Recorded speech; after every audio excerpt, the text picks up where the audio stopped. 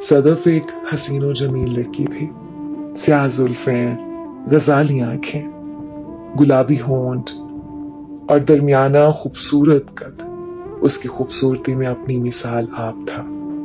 पूरे शहर में उस जैसी खूबसूरत लड़की पैदा ही नहीं हुई थी।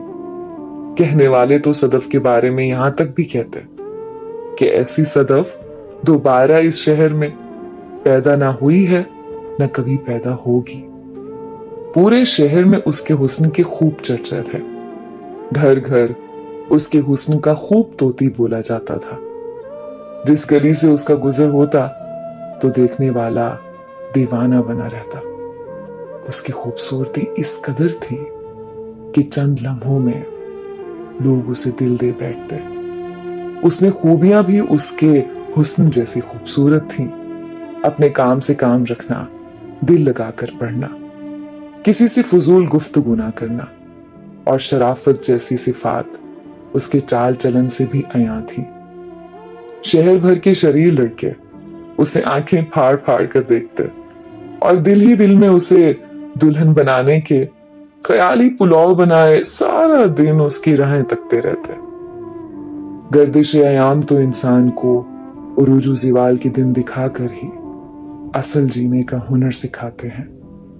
हकीकत यह है कि आंखें वही होती हैं, लेकिन जिंदगी के नजारे तब्दील होते रहते हैं। इंसान कई नावाकिफ मनाजिल तय करता हुआ जिंदगी के सफर के खात्मे के करीब से करीब तर होता चला जाता है।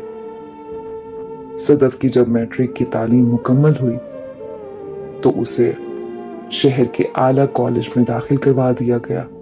ये कॉलेज उसके घर से आध घंटे की मुसाफत पर वाक़ था। रोजाना रिक्शे वाला सदफ को सुबह कॉलेज पहुंचाता और जब छुट्टी होती तो वही रिक्शा उसे घर वापस भी पहुंचा देता।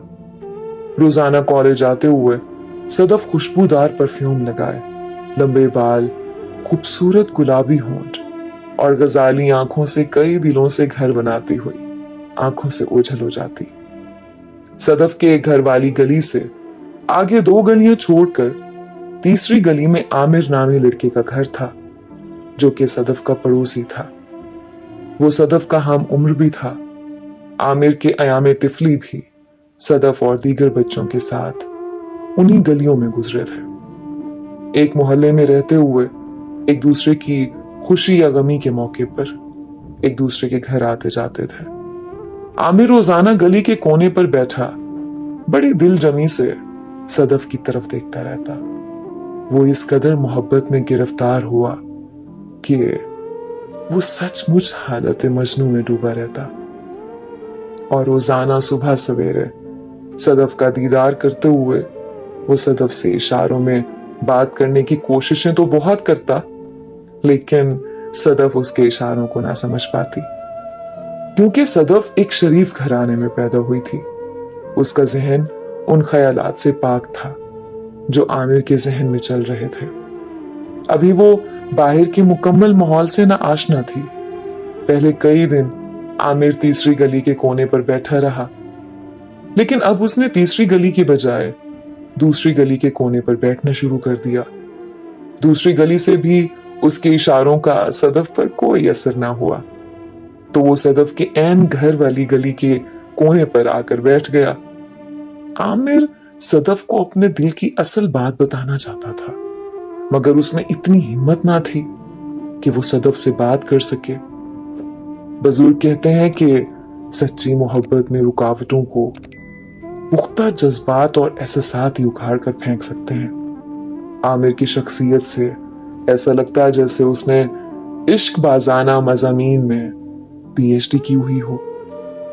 एक रात आमिर ने अपनी उस डायरी से एक कागज निकाला जिस डायरी के अंदर उसने सदफ की याद में बेशुमार अशार लिखे थे। अब के हम बिछड़े तो शायद कभी ख्वाबों में मिले, जिस तरह सूखे हुए फूल किताबों में मिले। उसकी याद आई है सांसों, जरा आहिस्ता चलो, धड़कनों से भी इबादत में खलल पड़ता है। अब वो सोचने लगा, लिखूं तो क्या लिखूं, कहां से शुरू करूं। आखिरकार उसने खत पर चंद जुमले लिखकर बंद करके सुबह सवेरे घर के बागीचे से एक सुर्ख गुलाब तोड़कर खत के साथ मजबूती से बांध दिया और सदफ के घर वाली गली की तरफ चल पड़ा। आमिर के पहुंचने से पहले ही सदफ को लेने वाला रिक्शा वहां गली में मौजूद था। आमिर ने रिक्शे के साथ तेजी से गुजरते हुए खत फेंक कर घर की तरफ चला आया। सदफ दरवाजे से निकली और जब वो रिक्शे पर बैठने लगी तो अचानक उसके दाएं हाथ से पर्स गिर गया। पर्स उठाकर साफ करते हुए सदफ की नजर उस खत पर पड़ी जिसके साथ आमिर ने फूल बांधकर फेंका था। सदफ ने खत को उठाकर पर्स में डाल दिया। कॉलेज आते हुए उसके जहन में कई ख्याल जन्म ले रहे थे। वो दिल ही दिल में अपने आप से कह रही थी, किसी की मोहब्बत का यह हसीन तोहफा मेरी किस्मत में कैसे आ गया।